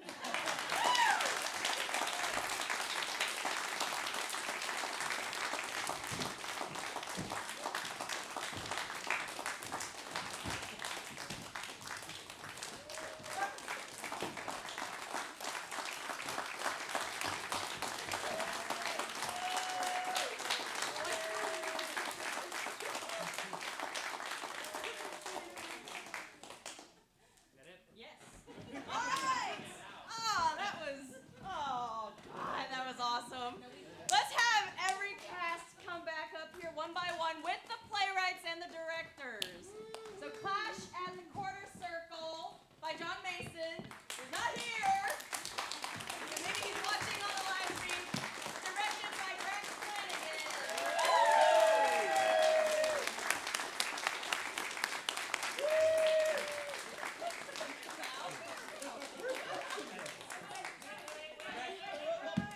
Oh, Is Preston back there?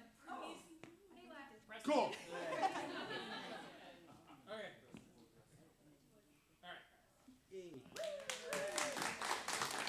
Apart by Jenny Temple. Directed by Kate Small.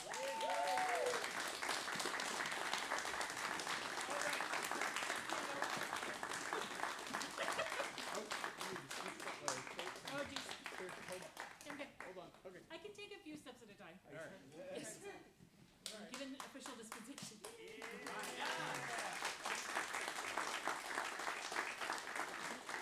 All About Appearances by Pandora Wells.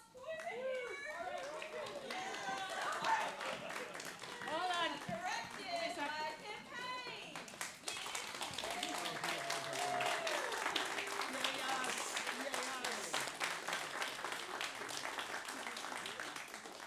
Alien Zoo by Kaye Bippus. Directed by another playwright, Ricky Evelyn.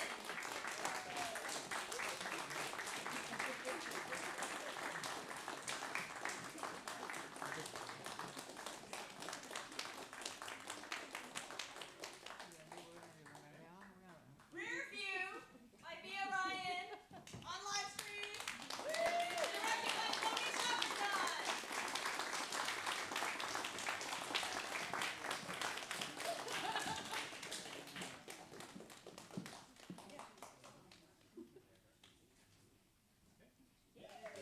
Analog by Mike Doyle.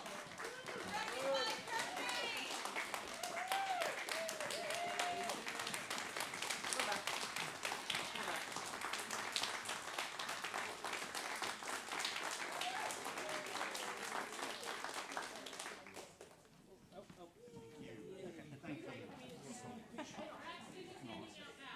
Okay, so if you want to see your own work up here next summer, follow Stage 2 Productions on Facebook. We usually announce the signups either in May or June. We usually work through July and August, and then it becomes this. So if you have ideas, if you have something to say, if you want to make us laugh and feel, sign up for this workshop. Okay, and then so now the audience gets to vote. We didn't say once tonight, Alice, that we're producing the winner of this at the end. Oh my God. Yeah. Oh, We yeah. didn't say that once. So by the way, we're producing the winner at the end of our season this season of this playwriting workshop. I realized that. I was like, man, we haven't even said that. So here's how it works. Braxton is passing out ballots. Hi, I'm Braxton. Hi, that's Braxton. We also have little, golf pencils if you need one, that I think Johnny's passing out behind. And this is ranked choice voting, which means give a number 1 to your favorite play tonight. And choice them all the way down to number 6, which was your least favorite, but, they all were awesome, so that's okay. Then you're going to fold it up, and back on the stool where I sat tonight, I will have a bucket that says tips. But fold it up and put it in there. Caveat, Braxton. Braxton's over there. He's What I do? Braxton. I got papers. Yeah. Yes. I'm gonna miss people. If you are a Shit. playwright, We vote. listen. If you are a playwright, hand your ballots to Alice or myself. Just so you know, we tabulate. Here's how we tabulate. We tabulate audience vote. Whoa, my shoe's falling off. That's great. Then we tabulate the playwriting votes, and then the board has a vote to that as well. I can honestly say, in the 8 years that this has happened, the audience choice has been produced every time. So I can say that with all sincerity. So that's how you vote. We would love to welcome you back for the last 6th place tomorrow night. If you would like, please return. We would love to see you. If not, I hope you had a lovely time. Vote, and I will see you later. Thank you. Tony, for the playwrights who are here, go ahead and take a ballot and just write playwright at the top of it. No, they're going to hand them to Alice and myself. They're handing it to Alice? Yeah. How will the playwrights, so that's when